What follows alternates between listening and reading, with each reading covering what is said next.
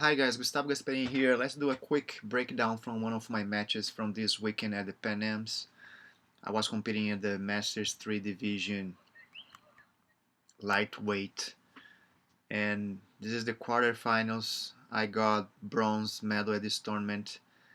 I got bronze medal last year as well. If you guys remember, I competed as an ultra heavy, testing my skills against the big guys, and I have actually a mountscape from last year, a breakdown if you guys want to watch how to escape the mount when a big guy, good guy, black belt is on top of you. The link should be somewhere or in the description. Now let's go back here to the De La Riva. How to counter the backstep when you're playing the De La Riva. That's a common problem for the De La Riva players. Here I'm playing my reverse De La Riva. Let's see the move first and then we break down. I'm playing my reverse De La Riva, transition to the De La Riva regular, and then the guy tries to backstep and go to reverse half guard, and I just pretty much rolled.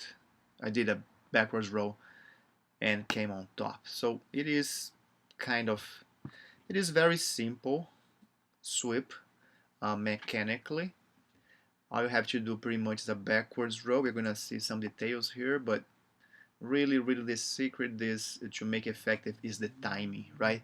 So let's say any white belt can do this. Any white belt can do a backwards roll. The problem is the timing, right? That's what makes this technique so effective and working at the highest level. Here I'm facing Rogério Castro, who is a 5th degree black belt.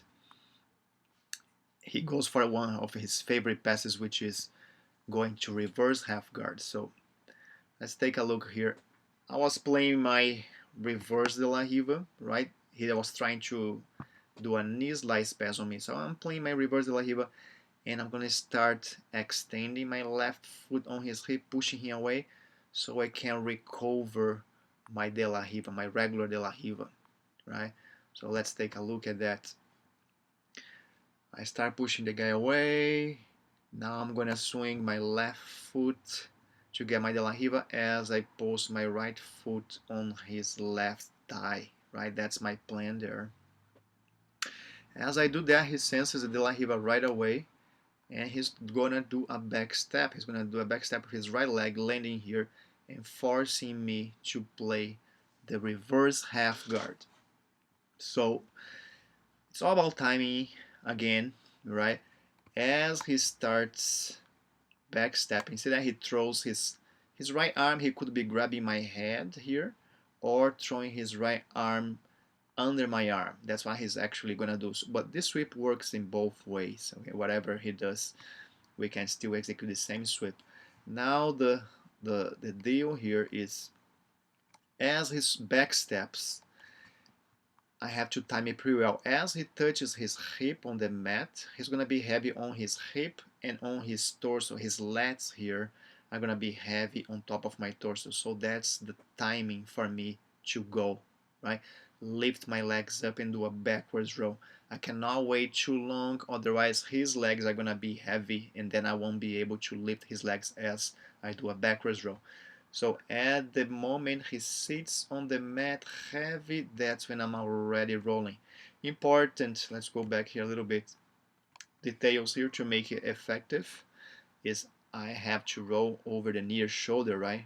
Over my left shoulder in this case here. So it's a backwards roll over my left shoulder. He back steps, touches his hip on the mat. We're gonna see full speed again later.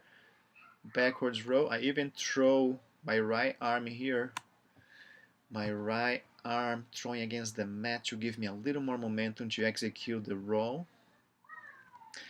As I roll now, I keep my legs bent and flexed here to avoid any chances of he countering with a knee bar here, right? He could try to counter with a knee bar. So, I bend my legs and ideally crisscrossing my foot to avoid any chances of knee bar there. And I land on top, ready to establish the position and score my points there. Let's see again, full speed. playing my reverse de la Riva, pushing away, de la Riva, back step, backward row, coming right on top. Alright guys, hope you guys like it. Talk soon.